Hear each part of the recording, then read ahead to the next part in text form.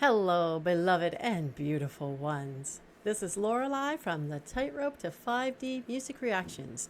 And if you wonder about that strange title, stick around to the end. I have a special message about this historic shift from third dimensional consciousness to fifth dimensional consciousness for the entire population. Never been done before. But before we get there, we're going to do this new person I found. So wonderful. Ankudinova. Can't Help Falling in Love. I could have done this with my Elvis set. Here we go.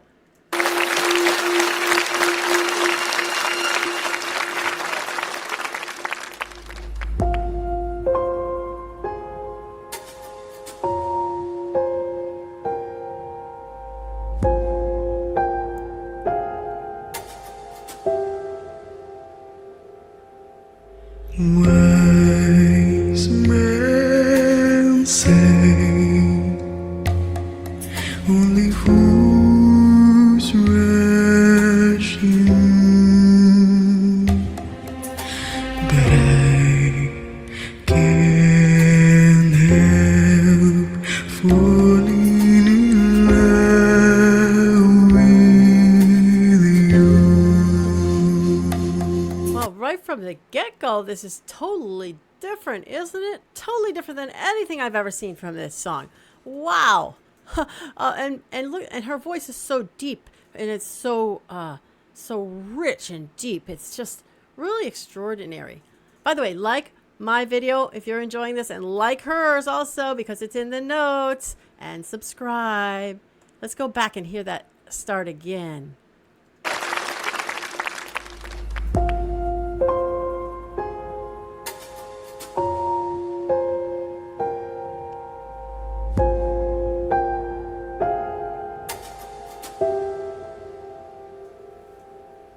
Wise men say only fools rush in, but I can't help falling in love with you.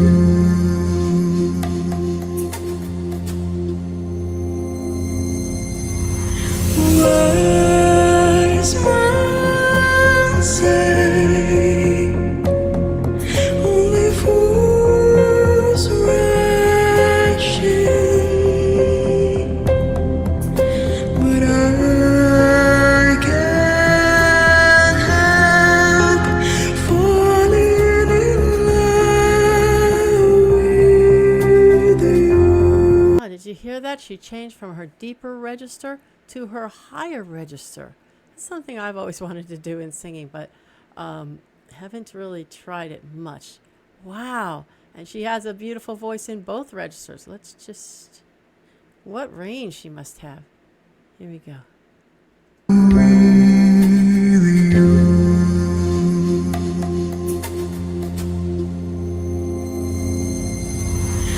Wise men say only fools rush in, but I can't help falling in love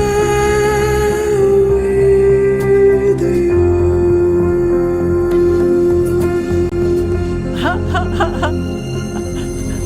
Look at the look on her face.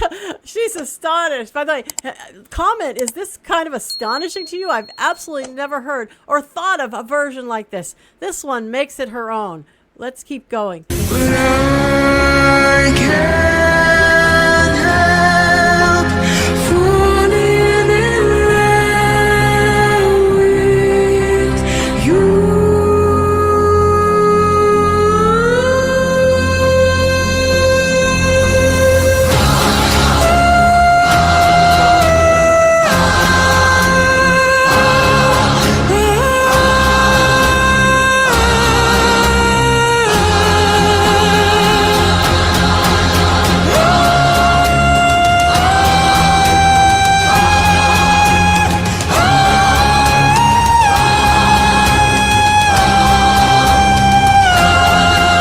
astonishing, I have to tell you. Wow. And like I said before, she reminds me a lot of Dimash. We have to hear that whole thing again. Did you see that judge get right to his feet? He's like, what is this? What? Oh, my goodness. Let's hear.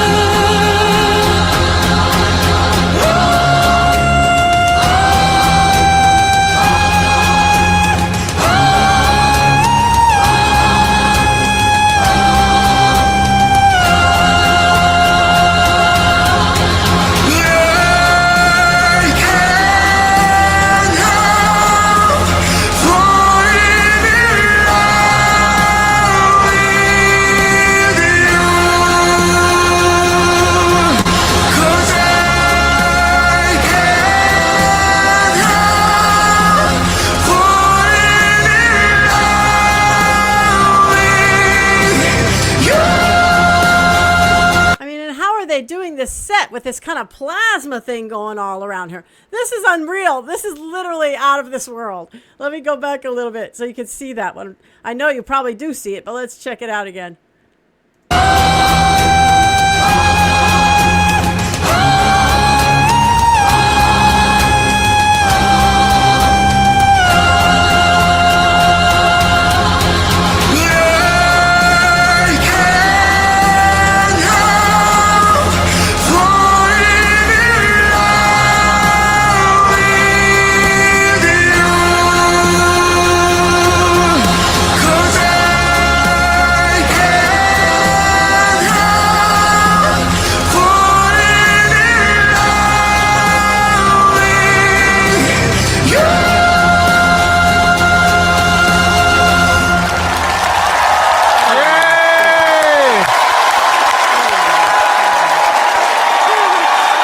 Puts her hands on her head, you know, she doesn't even know what to make of it. Holy moly. Браво! Ты моя маленькая, я заплакала, что ли? Браво!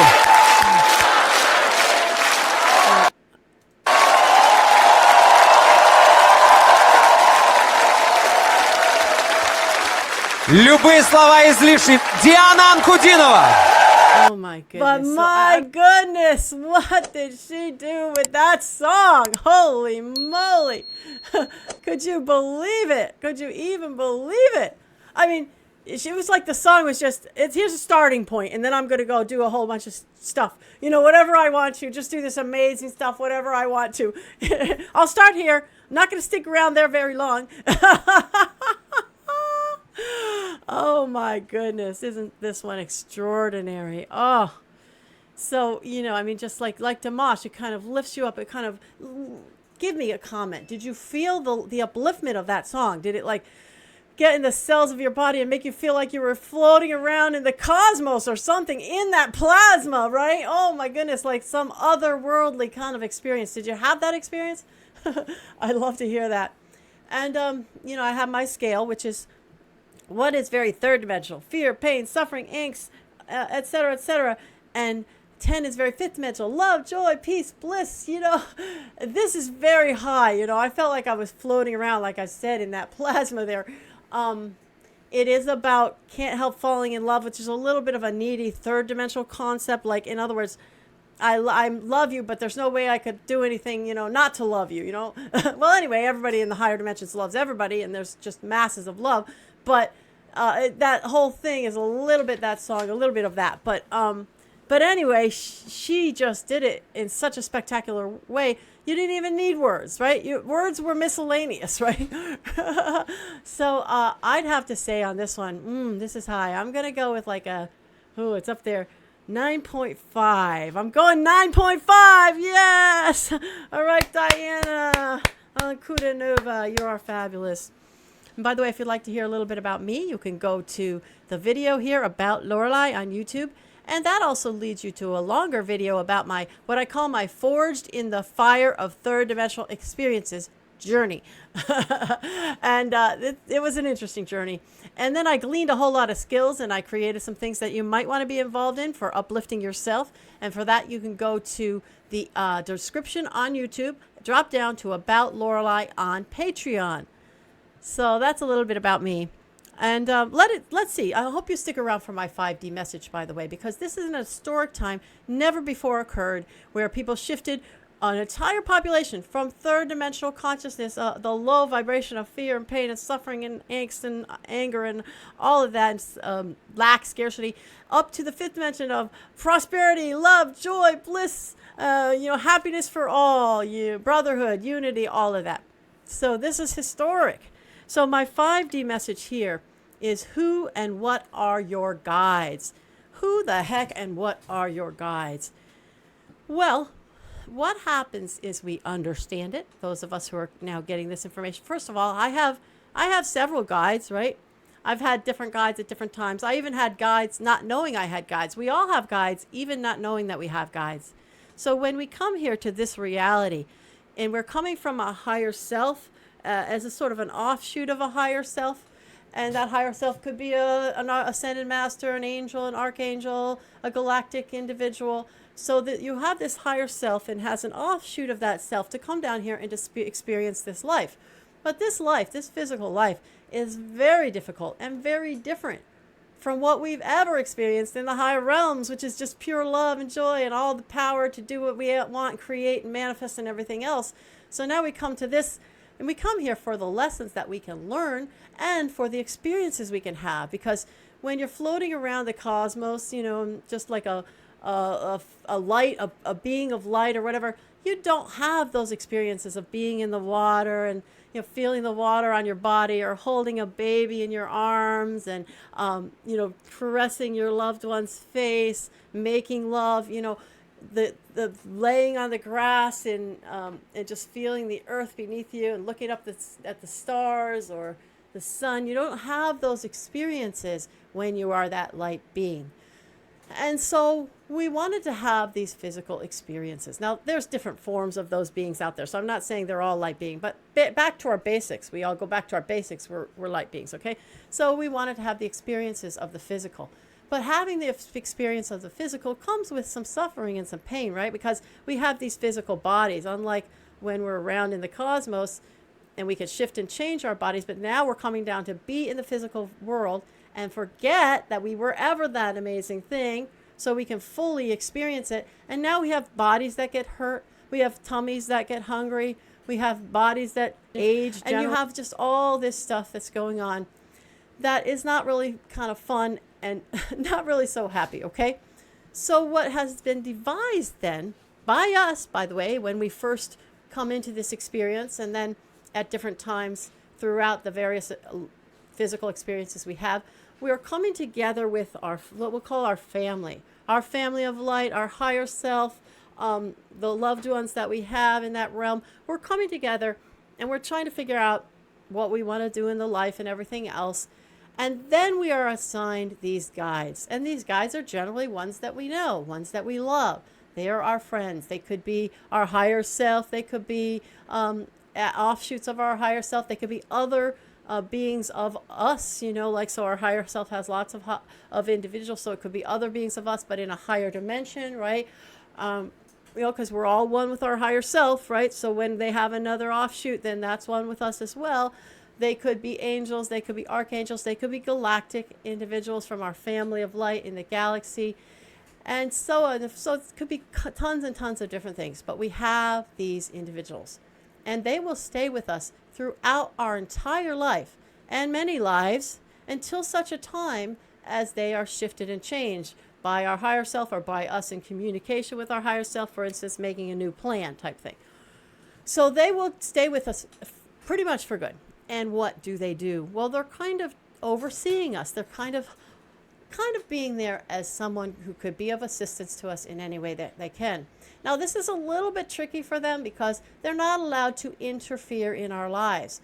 So they're just not allowed to come down and, move things around like a chessboard for us and make things go our way. So because part of the learning here is how to go from having separation and no power back to the experience of all of our power, ability to create and manifest, right? So if we got somebody coming in and doing that for us, we're just not going to learn that. We're not going to get that skill.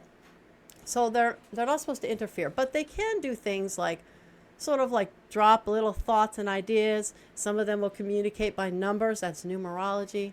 Some of them will communicate, just by maybe signs, and you happen to notice a sign and it says something, and if you're aware and you're thinking that sign, stop, might not just mean stop your car, it might mean stop whatever you're doing in life, so they send these signs, they send these messages, and they send these thoughts, if you will, that we could either pick up on or not pick up on. And that can be tricky because you can send all the thoughts you want to an individual, but if that individual is not in that frequency to pick up those wonderful thoughts because maybe they're in a negative frequency, then it's hard for those thoughts to get through. But it is what it is, and that's the help that they are able to give and that they do give. Now, however, this is historic here, because right now, and they've always had this power I'm going to tell you about. It's just that people pretty much never used it, but it's always been possible for, if we asked our guides and said, guides, will you help me with this or that or the other, then they are fully able to help us in any way they so desire. Now, they're still not going to come down and do it for us, right? Because we have to learn our lessons and come to our understanding of who we are and so forth. But they can help us in a whole lot bigger way if we just ask them for help. So it's historic right now because historically through all time, we haven't really known they were there. We've just been going along, bumping into walls and then bump into another wall and then another wall, and they're trying to tell us, there's a wall there, but we're not getting it, right? But now we know that they're there and we can turn to them and just ask them, help me with this thing. Now, don't pray that they do it for you. They're not going to ever do it for you, by the way. That's why prayer, it's helpful in a way to at least connect with the divine, but the divine is just not going to come and do it for you, period, end of story. So you can pray all you want, but no, instead, you want to ask for assistance so that you can do it yourself. What are the steps to take? What are the ideas? What is my direction? Please, point me in a direction. This is the kind of assistance you ask for from these guides, and they will give it 100%. And then you have to be aware. And now you have to be looking for the way that they talk, looking for those thoughts that drop into your head from nowhere. Okay, look for them. And when that comes around and it seems kind of a little bit different or a little extraordinary, you go, don't just go, oh, that's nothing. No, pay attention to it. Look at those numbers. And when certain numbers come up, you can go and you could check out numerology. What do these numbers mean, right? When certain animals buzz around you, flies or bees, or you see rabbits and squirrels and whatever, go see, what does that mean? Because that's another way that they communicate with you. Or when you see something online, oh, there's something that just caught my eye, and you look at it, you go, that could be helpful to me. That could be a thing. Now, that's very possible. Could be the thing that's for you, that they're kind of directing you to. So then you want to kind of go inside into your inner guidance and see if that's actually true. Listen for those thoughts that they're sending to you, and look at those things. Look around you in the world, and look for those signs that you might not necessarily think anything of. But when something catches your eye, that's a cue to know that might be a message from your higher beings and guides. So you don't have to know their names, right? I happen to know some of mine, right? Because I don't know. I just kind of found I have had several. I think like it's just been I'm a tough cookie. So they're like, oh, we'll try this one, we'll try that one. No, but it's also just I think because you finish one lesson and you move to the next, and then you move to the next and all. So I have a few guides and I do know who they are, but it's not necessary to know who they are. You can just say, or you can even have one guide. A lot of people will only have one guide. It depends on your mission. How many things are you needing to do and accomplish? How many guides you might have? And then if things change a little and you need more, then maybe you'll have a second one or a third one. And maybe the original one will step out of the picture because you learned that lesson or whatever, right? So guides are like a fluid and a flexible thing, okay? But they're always there with one express purpose, to assist you in your life and to help you to find your way through the morass that this life can often be. So turn to those guides and get what you need from them. I'm bringing you this message so that you can know that and so that you can start to take advantage of their assistance. And of course, those guides are always going to lead you on a path to the higher dimensions. Now, if something's leading you in the other direction, that's not your guides. It's probably the other guy, right? So be aware of that. Okay, beloved ones, I'm sending you that beautiful fifth dimensional energy, the love, the joy, the bliss, the abundance, the prosperity, and the understanding of how to connect for whatever it is you need. Here it comes right now.